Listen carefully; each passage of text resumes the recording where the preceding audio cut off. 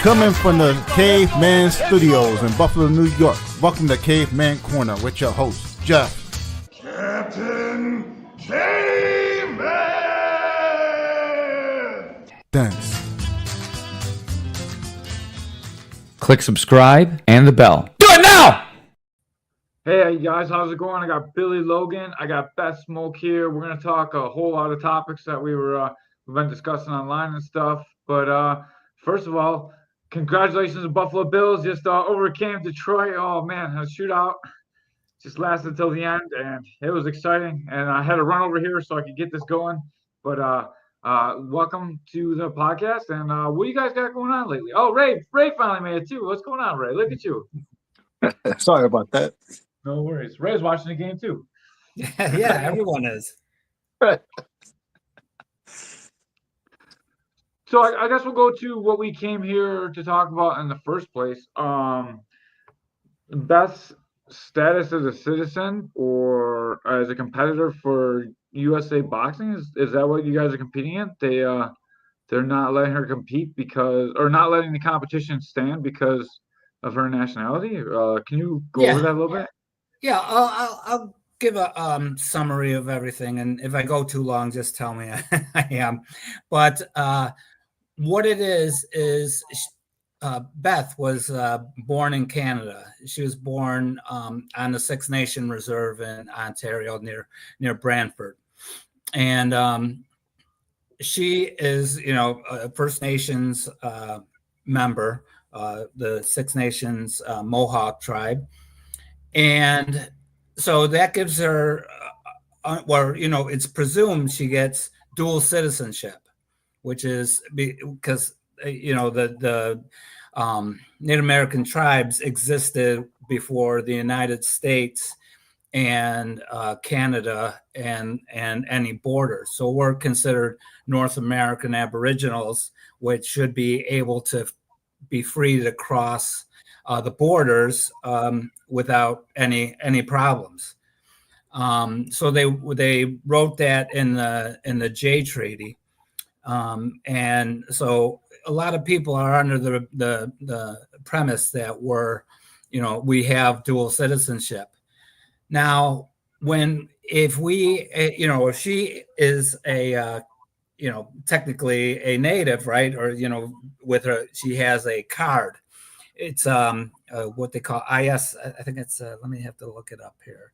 It's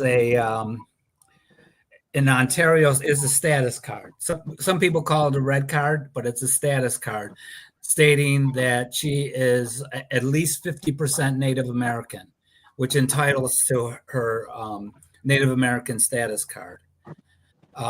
She has to go and submit a blood quantum letter that gives her that right. So she goes to the border. She's free to cross here and free to cross into USA and go back into Canada.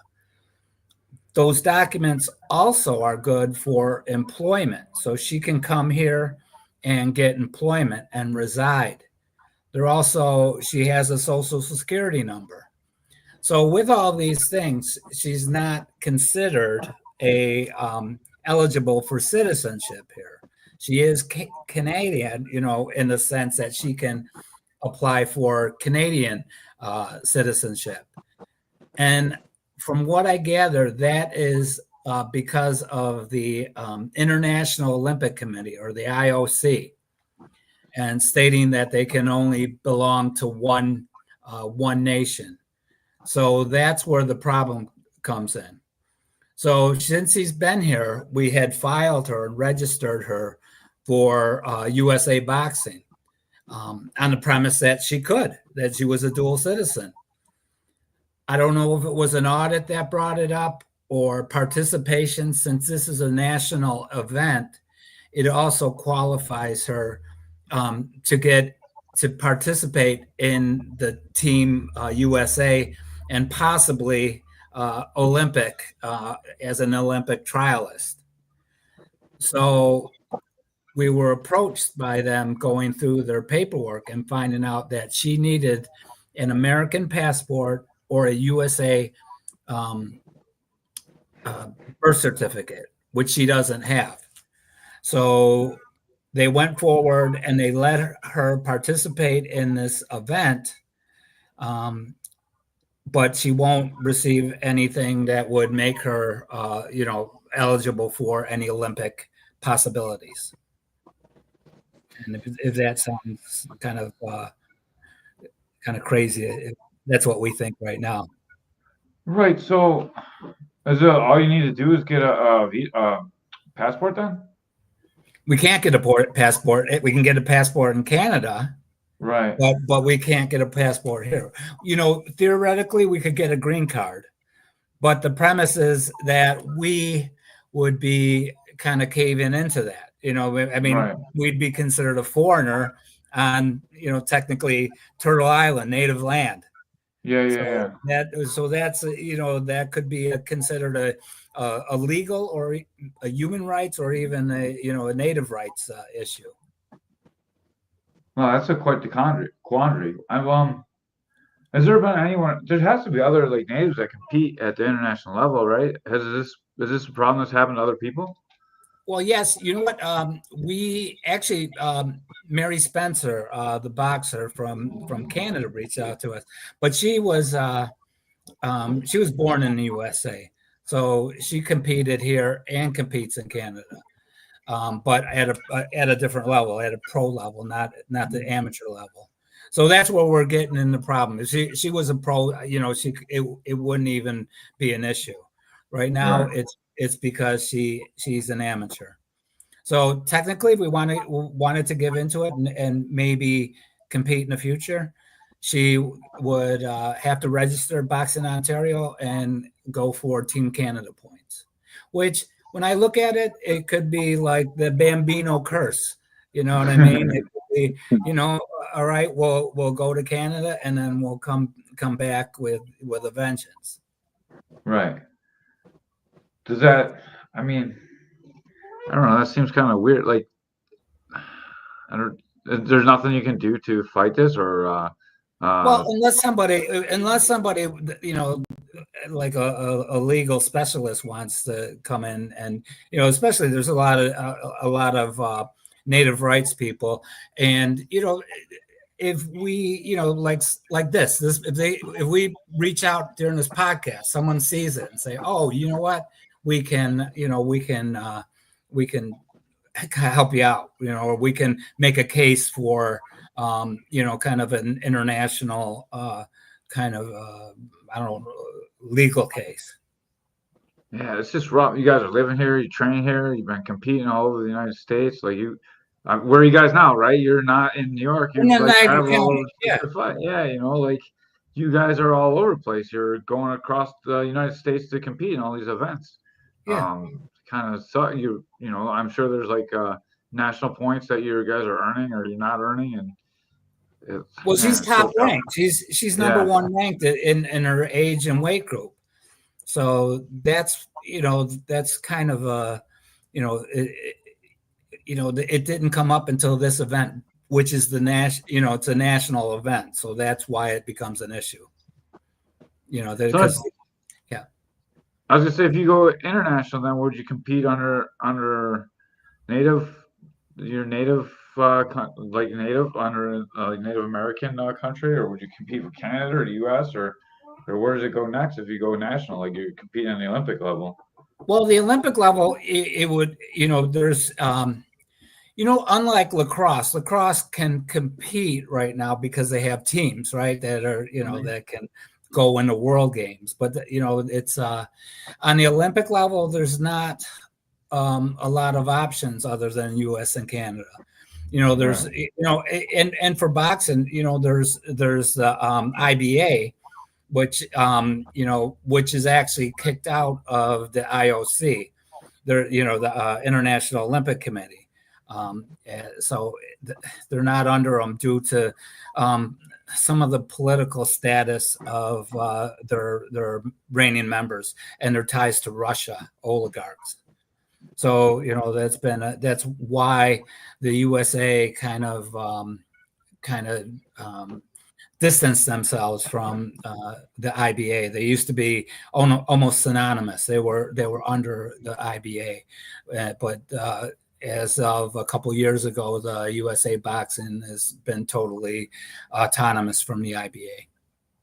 Yeah, that came to light when they had the Olympic female that could have been a male, or the chromosome lady. That there's a whole bunch of that became real public too. So at least most of our fans will probably be used to understand a little bit of that story. Yeah. There's a lot going on with that. Man, is there anything that we can do to help? Well, just public knowledge. If it gets out and kind of like floating balloons in the air, maybe somebody will get a chance to see it. Maybe tell somebody. Maybe tell someone from someone that works in one of the departments of Interior or something. So that's what we're hoping for. I don't have any personal contacts with anybody that would be able to help on that level, but we hope that we get it out there. Yeah. What was the plan for Beth, and how does this affect it? Well, the plan was that it started out way back in Taekwondo, right? I just wanted, her and her sister I wanted them to, have some kind of thing that did, kind of martial art or something that they had to, protect themselves and, had discipline, what everybody else wants their children to have. And it kind of came in as they were doing it every day. And so I started making a 10-year plan when they were 8, that to be competitive at some level. And her sister had to drop out because of a medical condition, but she kept on going, or it kind of made her keep on going. But you know what? She doesn't complain. She does her stuff, and she keeps on going, and she's really good at it. Sometimes that is, a curse from sometimes, sometimes she sometimes she hates it like everybody else. And, like Mike Tyson's definition of discipline, doing what you don't like and pretending that you love it. Yeah, for sure. Yeah. So you're 6 years into the 10-year plan now. You're ranked #1 in your weight class and age group.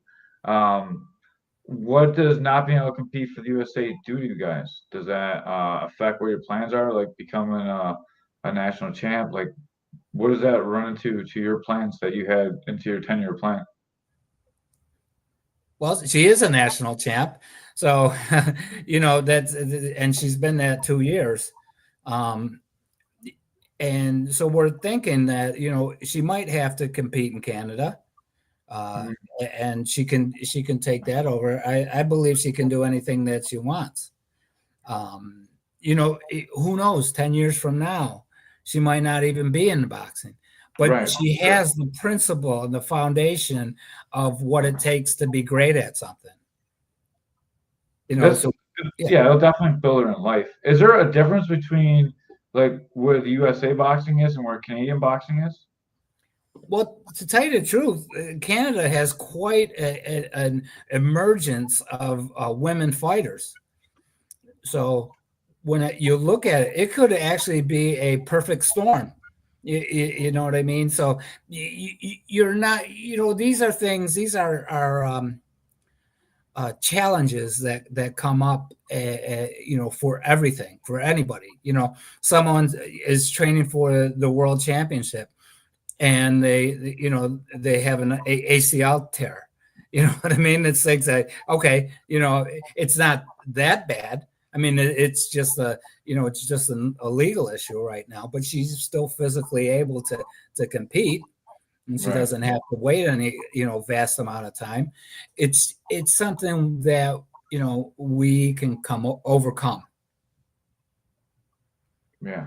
It just sucks. I know how much time and effort and energy you put into raising money and getting her out to these events to get her ranked and, become national champion and continue to fight on.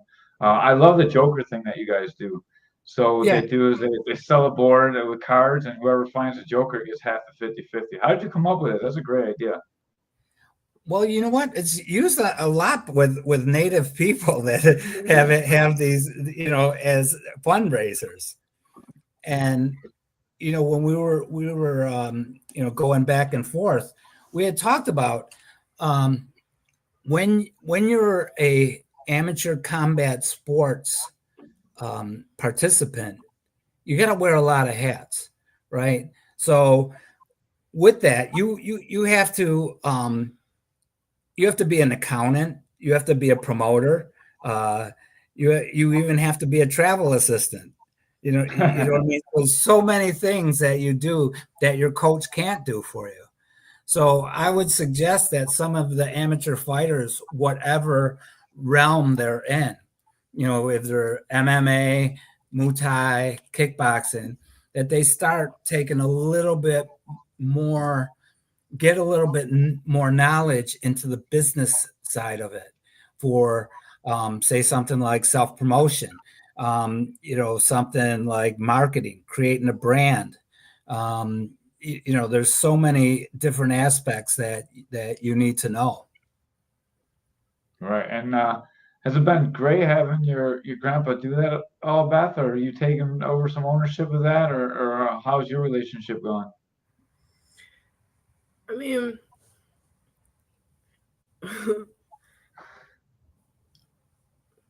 yeah, she does some of the stuff for she asked some of her friends to help, right? You've asked some of your friends to if they wanted to buy a square or anything like that, right? Yeah. Some of my friends want some merch too, so That's cool. You guys make your own shirts and stuff, sell that. Like all the kids are into the merch. I got the gym, and like these guys are always like, man, make more stuff, make more stuff. It's expensive to make stuff, guys. So if you don't sell a lot, it's not worth buying. So all the guys that want merchandise, when they sell it, make sure you get it. It helps them all out. It's there's a cost involved unless you have sponsors making it. So definitely hook people up when they sell stuff. I always buy fighters t-shirts. It helps them quite a bit. Yeah, it does. And and you have to be like creative with it. Like the Joker board gives people a chance to win some, so they split 50-50 the pot. A $20 board is like $500 to somebody. Plus they feel good about supporting you. Mm-hmm. And, so a part of that is, putting your stuff out on social media. You might not like it. You might not like the way your voice sounds.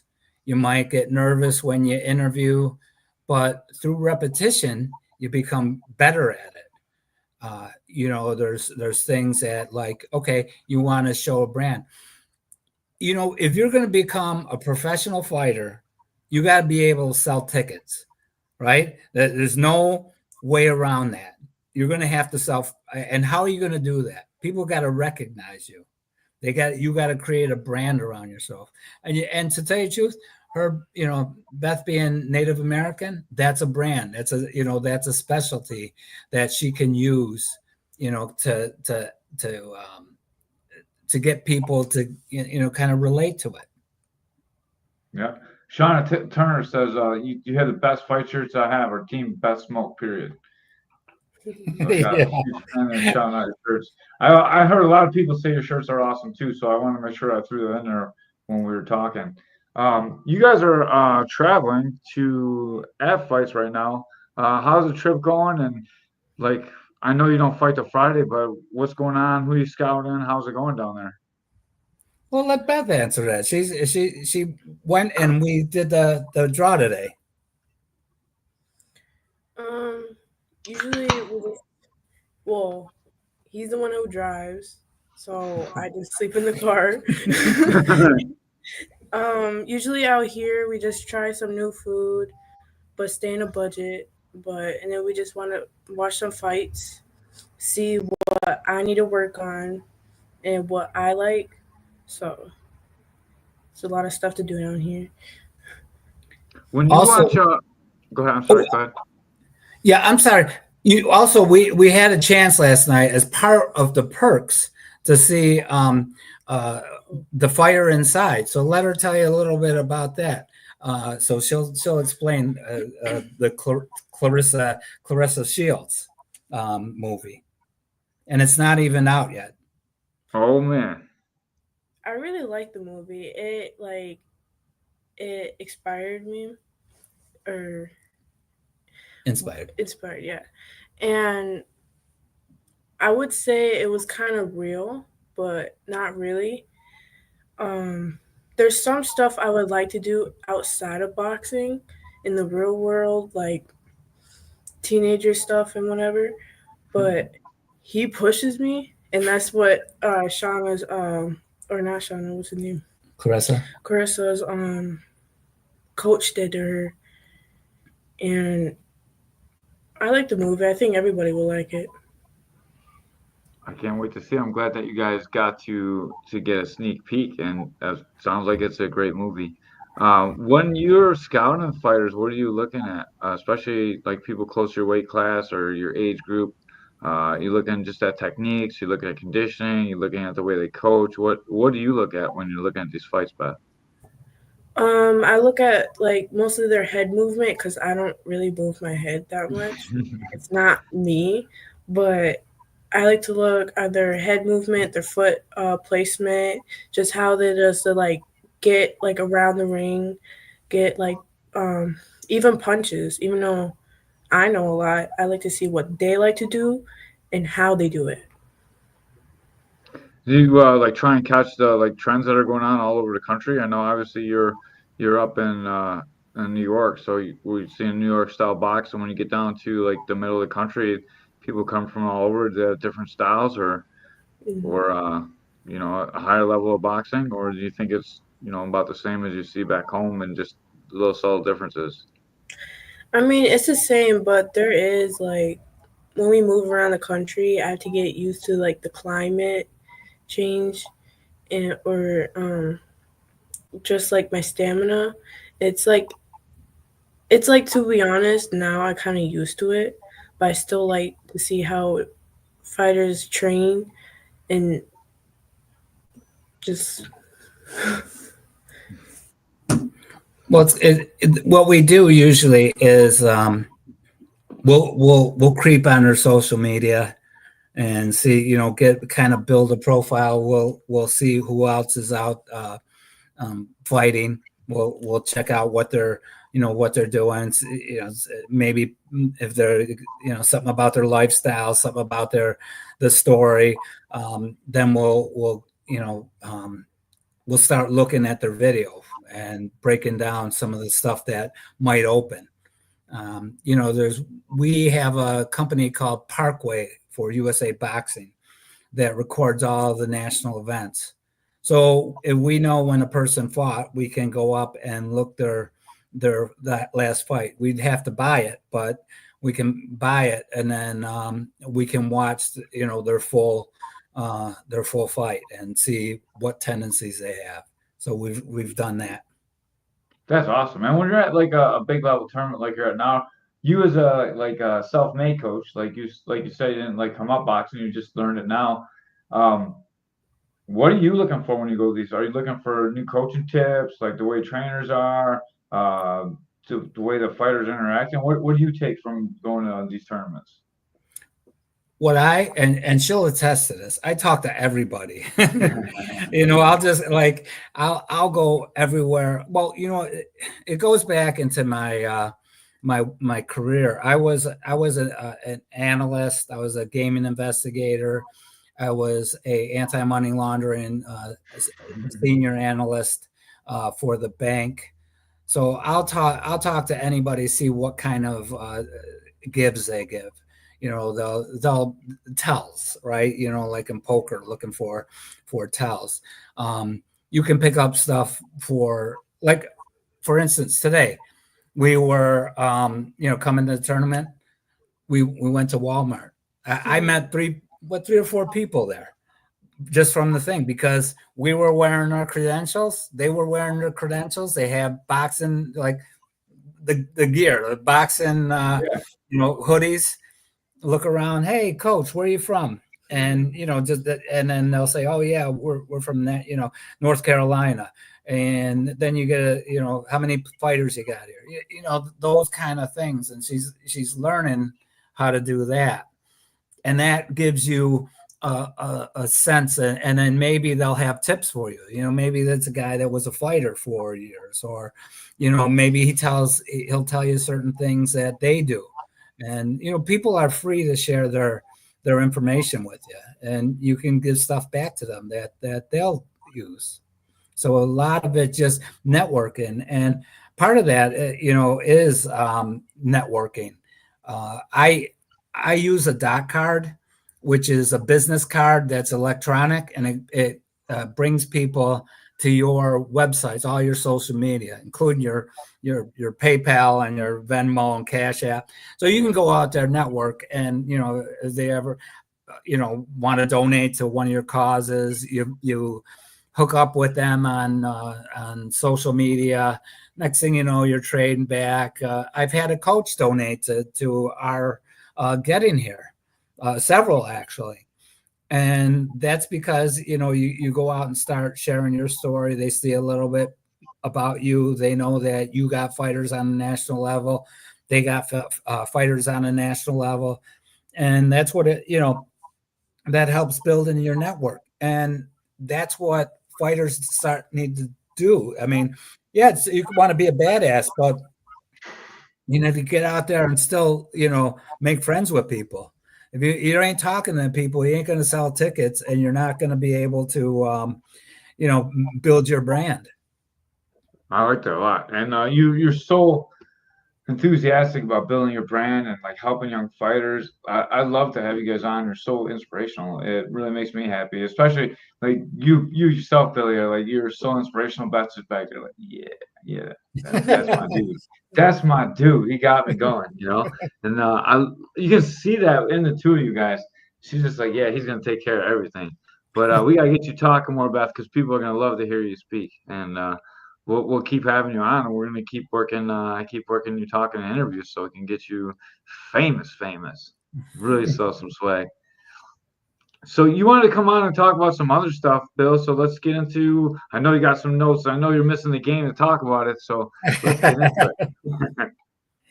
No, you know what? It's just that I would like to see fighters on the amateur level a little bit more confident and use, if you're committed to, your brand and becoming a fighter, I like to see that enthusiasm. What's the worst you can do? You can take it as far as you can go. And, why not? In fact, I was talking to 3 kids the other day, and they were fighters. They're just starting out, and I asked them, what their weight is, what their age is. They're in their teens. This is a perfect time to start. And anybody out there, you want to start away. And I told them, I said, do you have your passbook yet? And your passbook gets you started. That's the book that we have to go. I don't know if, MMA, kickboxing, or BJJ runs the same way, but we have to have a passbook that's USA boxing passbook. Now you create that, and then every fight you have to take that to your event. So that is like your passport, and you use that. But you don't have to fight right away. That commits you to fighting. So it's the commitment is what's the important thing. Not so much that you're there. It makes you go there every day. You got to make. They have this thing called what is it called? Odessa's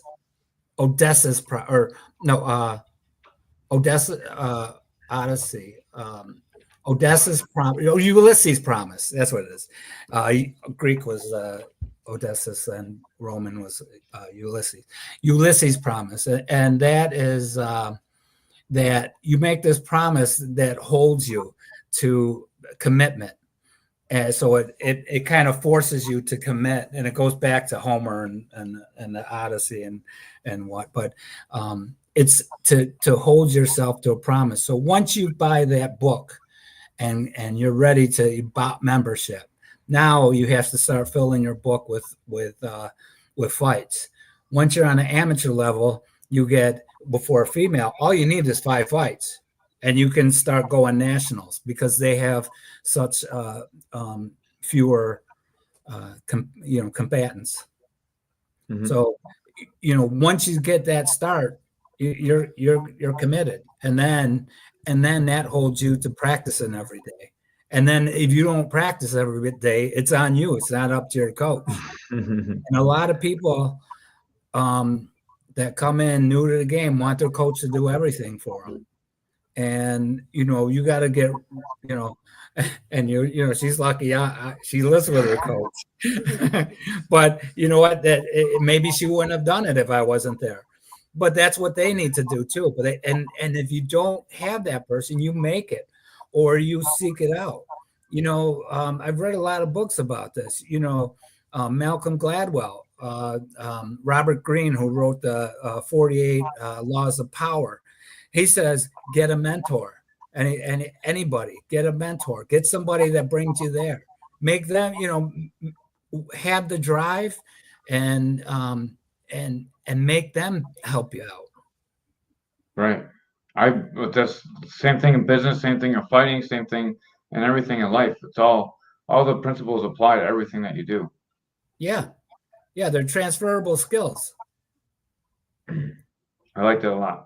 And if once you achieve these skills, you might want to run a business. You know what I mean? And it doesn't have to be a fight business. It could be opening your own gym. It could be, it could be something else. It could be selling sneakers. It could be anything that you want to do. It's empowering yourself with the discipline. And that's where the fundamentals of martial arts is. Right. Welcome back, Ray. Sorry about that, guys. Hey, Billy. Yeah. So I'm gonna look into some stuff, and I'm gonna keep in contact with you and some legal stuff, some help from. I got a cousin who's a civil rights lawyer, and talks to some boxers. See if they could anything they could help me with. That'd be great. So I'm gonna. So I'll definitely keep in touch with you and try to get you some help. Yeah, that would be awesome. Ray knows all the lawyers because he's always in trouble. So he knows the best ones. He's not in jail. He's here doing a podcast, and it's not from prison. So it's working out pretty good so far. Welcome back, Ray. Thank you for some humor. So we were just talking. No, I was just saying, that's look through here. Yeah. Like even today, you got to get, like, for the events, the events are something different than, your local LBCs or your local clubs that hold their events. And when you go national, there's so many other things that are involved. Everything from getting there, packing your bags correctly, packing your charger, things that could go wrong. You know how many people have probably lost their charger. They found things that, didn't pack their toothbrush or going into, and that's why we go to Walmart, because there's tons of people doing that. And we meet people there when we have these events, and that's a great place to meet people. But I understand that. My last fight, my guys, they're fighting like 2 or 3 hours away. Like, I forgot my toothbrush. I don't have toothpaste. I forgot food. Like, I had to go get a bunch of stuff on the way up to the place. I definitely hear you. It's very easy to forget stuff. Make sure you pack your bags correctly. Well, that's it. And then, it's everything. And then, getting familiar with the venue, right? So you go into the venue, don't go there the day you're supposed to fight and then start looking around, because you're going to be, it's different than it's like your first fight. You go in there and you're shocked, and you don't know where anything is. we'll have the advantage of being there for 4 days and getting to know the place. And then when we go in, we saw everybody compete. But just like in a local event, if you're the first guy on the card, you're kind of nervous because you didn't see anybody walk the path, right? And it's something as simple as that, and totally screw you up. So like, how do I get to this? How do I get to the ring? And nobody told you that. And you're going the wrong way and you're nervous enough. And there's so many things like that can happen. So, when you have an event like this, go early, talk to the guys that run the lighting, talk to the people that, say, hey, I see you doing this. You get so much information from the people that are around there. And that's what, I think coaches should do. People that are, that are boxers, fighters should do the same thing. Get to know everybody. That's funny because I've been cornering fights for, I don't know, probably since 1996. And you still never know which way to go when you get to the event around the ring, because you're supposed to go one way and it's not the same every fight. So you got to make sure you go the right way to your corner. And, sometimes that's nervous. Like even as a coach, I'm watching to see which way the corners go when they walk down there. So I know exactly what you're talking about. I can know that feeling in my head. And sometimes I think about that more than watching my fighter. I'm like, oh man, which way do I go around? I gotta go that way. Okay. Oh yeah, I better make sure I get the grease right. Jesus. Well, that's it. It's funny because you guys fight at Riverworks a lot, right? Yeah. Uh-huh. And I'll tell you a secret that I've told only a few fighters, but because I'm an official, USA Boxing official, and I watch all the fights, and I tell them at Riverworks at a certain time, the sun sets and it comes in on the ring. And it says, if you're ever brought into that, fight with your back at that and try to, and that's, what, maybe coaches don't teach is being able to control the field of play and being able to keep them out of their corner when you're, punching them. Keep them from hearing their coach. There's so many subtle things that are important. Bring them to your side of the ring, block them off from that. If you have light on your back, maybe there's a low hanging Fresnel that will blind them. That's why you try to watch some of the fights that are before you if you can. And there's certain, that goes back to Sun Tzu and taking advantage of the terrain. So I always try to tell people, look at stuff like that can help you out and create an ever so slight advantage. And, you never know when that's going to be a big thing. Another thing along this that's super important for coaches is walk the ring with your fighter, because not all rings are constructed the same. There's always little dips. They never get the board quite right. Unless it's a huge event, there's going to be dips where you can push someone. Get them walking back here, they're going to stumble a little bit. Now you put them back on the wall in MMA, or the ropes if you're in boxing. It's not always even playing field. You got to know what's going on in the cage. Hey, K-Man, you talking about the logo? The logo too. The logo's slippery, but the actual plywood that goes together in the cage, as it gets aged and it gets older and older, there's bigger and bigger gaps. So now your feet there's dips that you can catch, and same thing with the boxing rings, especially the old school small arena ones where they put the two sides together. There's always a meat spot, and there's always a dip in that meat spot, and they just pull the canvas tight, and you can't see it, but you can step on it and feel it. So there's always a little spots where there's a little bit treacherous footing and stuff. Good spots to work your opponent. Well, it's funny because sometimes they only got the ring up an hour before the fight. You don't know what it had. Sometimes you go in there, they're still working on the ring. So there are going to be inconsistencies. I've seen people break through the ring. You know what I mean? A lot of fighters like to stamp their foot on the ground, to the judges, they're trying to impress them. They'll go boom and slam. There's been times where they affected the the ring. It was just plywood. Yep. And then, so like one fight, I'm not going to say the organization or anything, but my fighter was fighting it, and 3 of the ropes were real taut, and 1 was real loose. I was like, make sure you get his back on that rope, not the tight one. Yeah. Yeah. Well, that's it, but that's that's like ring acuity, right? You gotta know where some of these things, being familiar with it helps. The littlest detail can be a big thing. For sure. I forgot what your list was. I can look for it, but I know you took a lot of notes. Is there anything else you want to get into? Just strategy. I think we talked about, just some of the stuff about, you know what?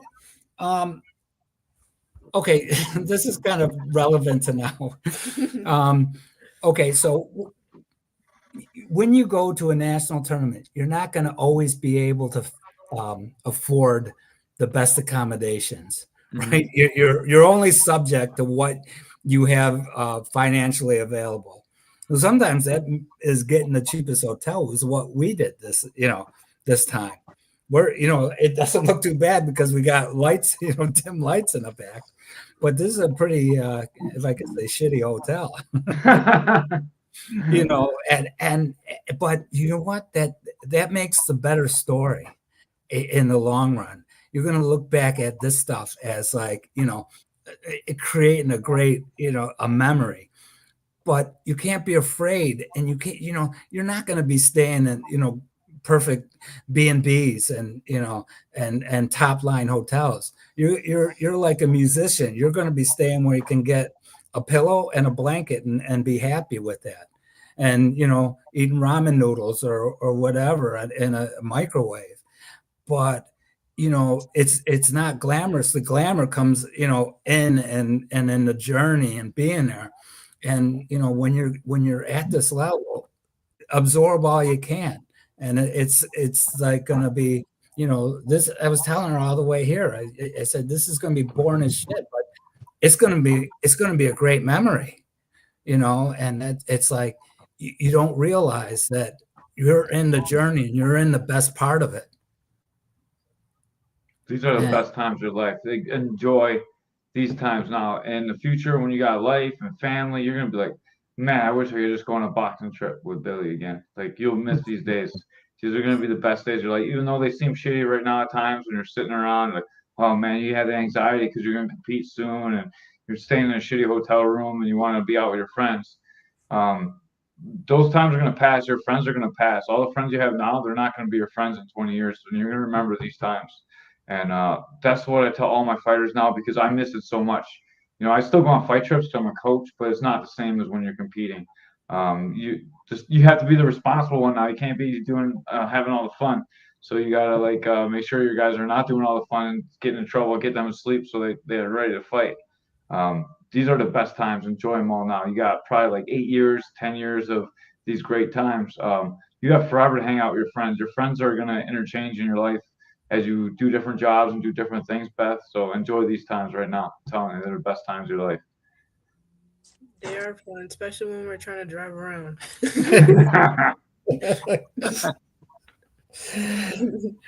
Yeah, and that's it. It's like, and there's people I know that have shared, a lot of fighters that share, B&Bs, share rooms, and part of it's getting lost.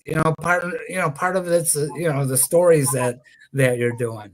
And the stupidest thing can end up being a great story at some time. So we're relishing that. Yeah, I would corner pro guys. So like you're in the amateurs and the pros, it doesn't get much better. So we got guys fighting for a couple grand. So like when we go, it's the 3 coaches and we're looking around for a room, and there's 3 of us in this one room with like 2 beds, and we got 2 dudes standing together, and we're in such a shitty neighborhood. The guy's like, man, I don't want to get stolen. It was like, we have some weird, crazy stories too. That's Don Lilly and his friend Stubby and me. That was an amazing trip for a corner mat Bordenaro. These times are awesome. Make sure you enjoy them. And the hotels are always going to suck unless you're fighting for a huge promotion. And then once you get into big times, that's when you get the nice hotels and stuff. And those times will come too if you're successful. Well, it's funny. We came in and the toilet seat wasn't even attached. It didn't even have the bottom nuts on the. Like, what the hell is this? And I was like, I like grabbed. I took a towel. I brought it down to the front desk. I was like, here, take this toilet seat, man. You got to put it back on the damn toilet. Oh man, I got a friend that breaks the toilet every time she's in the bathroom, and the other guys won't let her in her bathroom.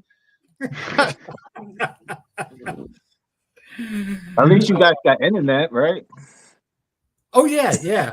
It's real slow. We end up buffering half the time, but at least we got it. And it's better than Ray's.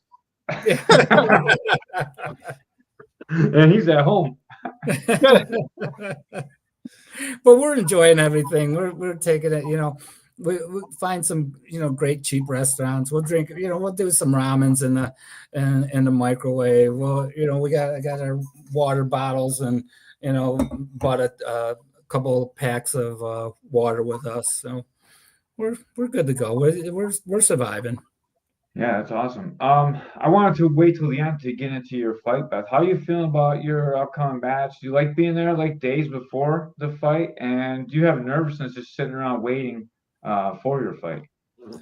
No, I'm not usually the one who gets nervous. Usually he does. But but it was this tournament was actually hard because my best friend for 10 years, her birthday was actually yesterday, and we left yesterday around like 6 a.m. So it was kind of hard, but I do like being here for a couple of days just to like look around, see, get more comfortable. There's 4 rings now. Usually there's 3, but just like meeting new people, see what they have, and just watching fights.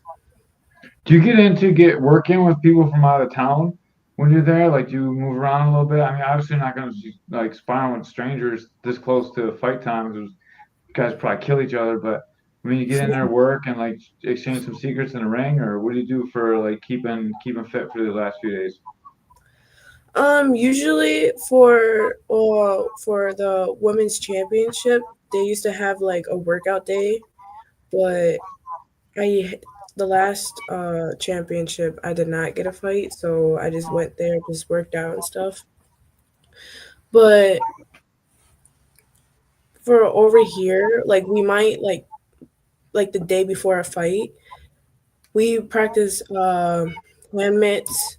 I might like run around a lot, just do shadow boxing, just go outside and just do how I normally do.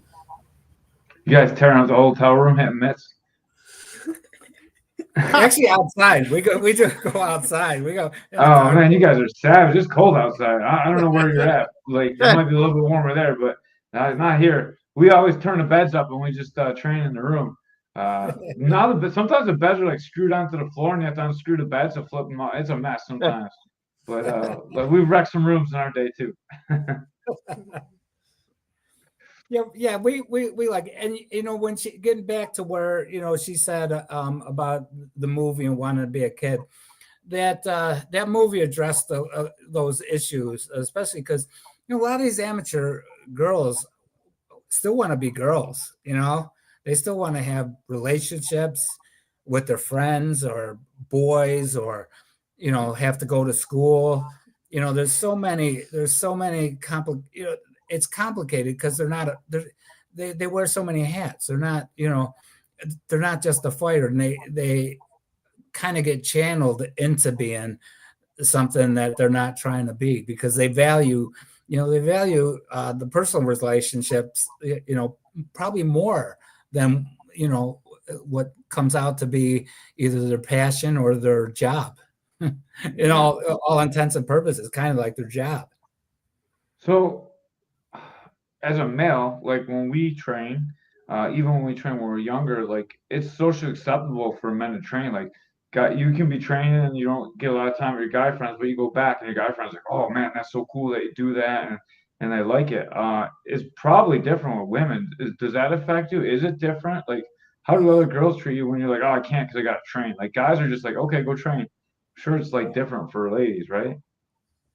Well, with my friends, sometimes they're like, "Oh, I wished I could do that like every day." Or I wish like even the girls in at my old club, this girl, she didn't go with no parent, and she came up to my papa and me just saying like, "Oh, I wish I had like somebody to watch me and stuff." But my friends, like, I'll try to like get them to like I'll say, "Oh, I'll drive you there. You just gotta pay for the membership and whatever." But they don't. But um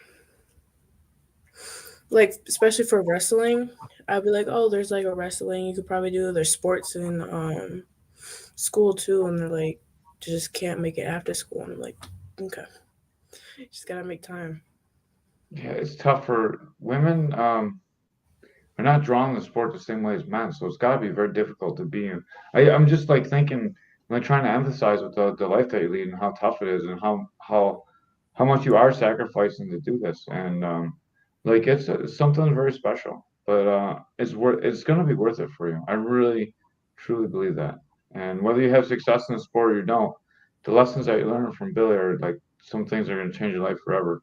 And man, I'd love to have you guys on because just the dynamic that you two have is really, really special. And I'm trying to make a gym based on like that. Integrity is supposed to be a family gym, and man, there's no better definition of family than used to, and it's awesome to watch. And it's amazing. I was like, I know how much you're sacrificing, Billy, too, to do all this. We had you on the first time. We talked about your backstory, and like this is a truly amazing story. And anything that I can ever do to help you guys, or really want to be able to help you.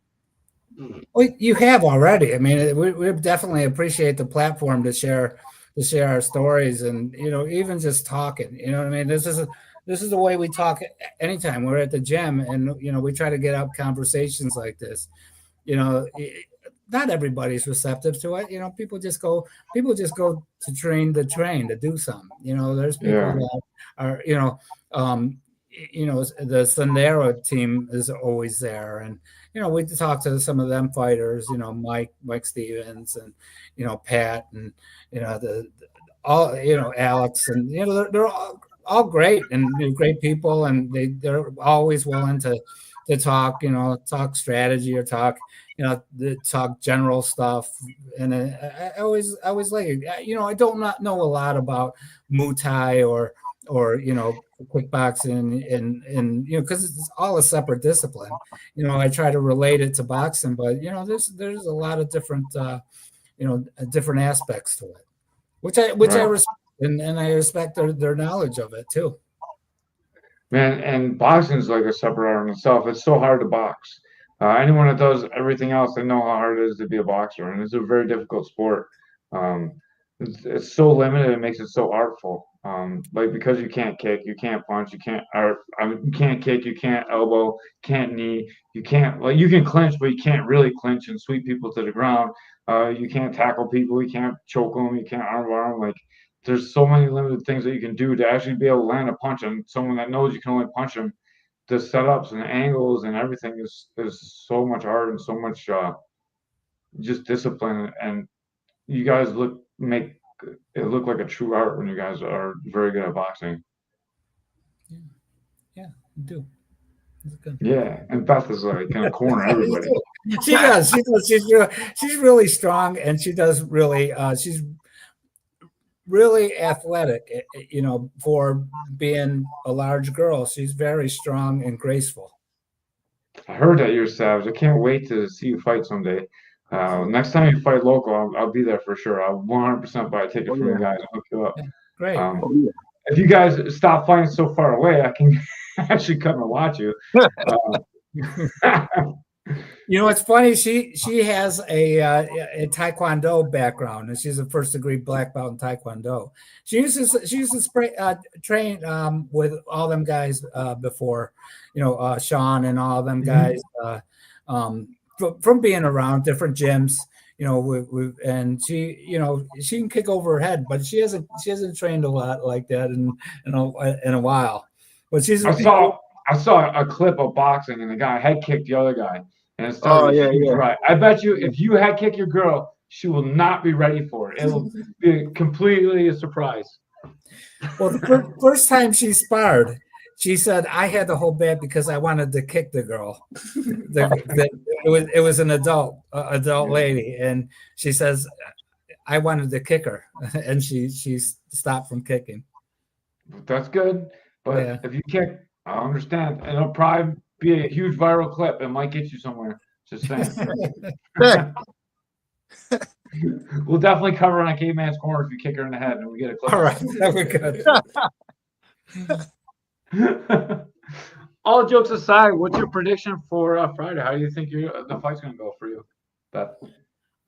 To be honest, the girl had to get to my weight class. She was 165, so she had to gain 10 pounds or whatever.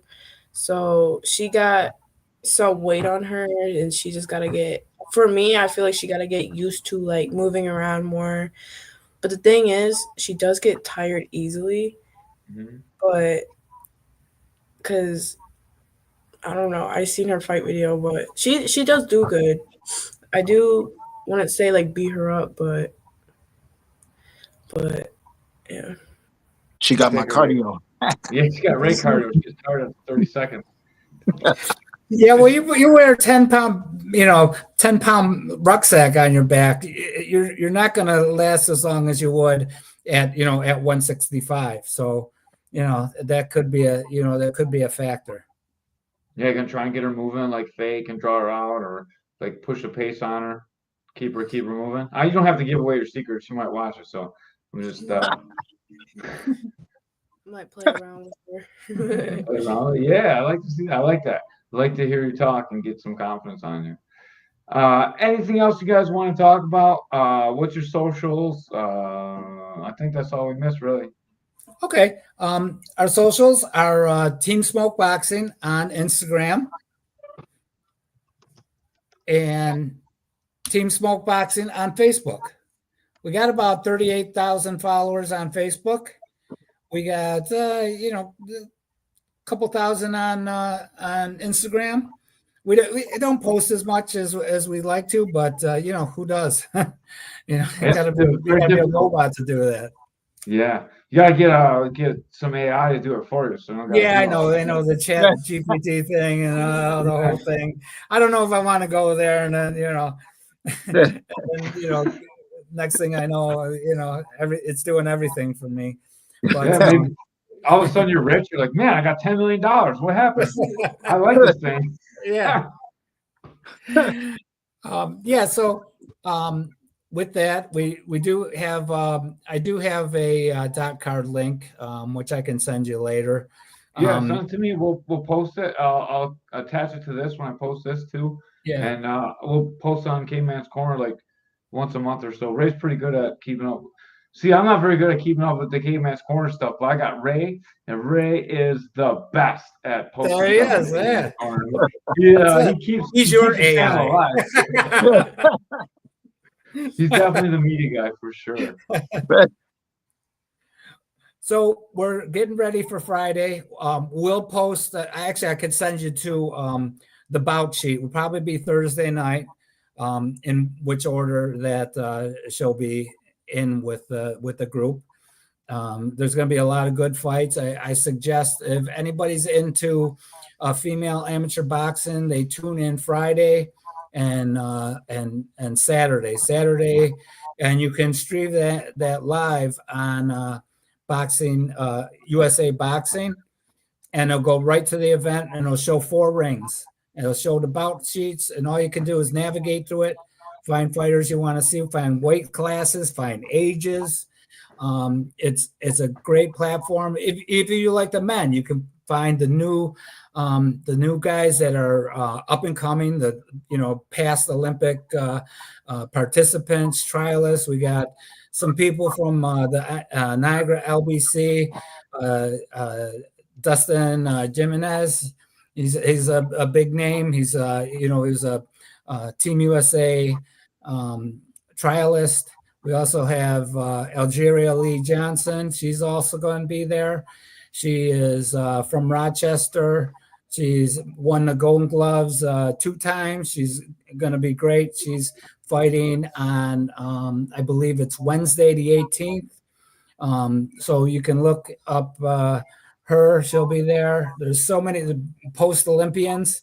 There's probably, I think there's like 2 or 3 that are going to be there. So you got people that are up and coming in the, from the Olympics. There's, people that are going to be future Olympians. So I'd suggest that anybody that's into boxing, combat sports, take a look at it. Find a couple of things that you might like. Watch event. Watch one event, and tell a kid that thinks he wants to be a boxer. Inspire. So I just opened that site up right now. It looks like is it free to stream it? Yeah. It's free to stream it. There's no reason. No, you just go in there and you pick the ring. We should call the fight. Yeah, that would be great. You can if you can split screen it, we'll be there. We'd appreciate it. We'd love to see it. Yeah, we should do that, Ray. Let's do it. All right, let's do that. Yeah. So when you get the bout sheet, let us know so we can do that. That'd be awesome. Yep. I'll send it to you ASAP once it comes out, but it'll be Friday. I'll have it out to you Thursday, usually after 12. So the bouts start at 12, and then they go down. They last till about 3. So she'll be in a 2-minute rounds, and then elite and youth are 3 3-minute rounds. So women's boxing is here to stay. Yeah, I love it. That's awesome. We'll definitely do that, and I'll record it too, so we can. If we mess up, we can do it again. That'd be great. Yeah. All right. Thank you so much for your time, Billy. Thank you so much for coming on, Beth. Good luck on Friday. Not that you need luck, so we'll say good fight instead of good luck, because all you need to do is. Yeah. Well, make sure one more plug. We got our motto: where there's smoke, there's fire. That's what we're using our hashtag. And so if you get anything, well, where there's smoke, there's fire. I'm gonna put that right in the chat. Where there's smoke, there's fire. And we're planning to bring fire. There we go. Awesome. Thank you guys so much for coming on. We appreciate you so much. I appreciate you having us on. Yeah, thank you. You guys, open invite all the time. We'd love to have you on, Beth. And we're going to get you to talk through one whole time. So we get to hear you quite a bit. You're getting better. We got you talking this time. We'll get you talking even more next time. All right, guys. Thank you so much for being on. And until next time, where there's smoke, there's fire. I love that. That's such a cool hashtag. Peace, guys. Thank you.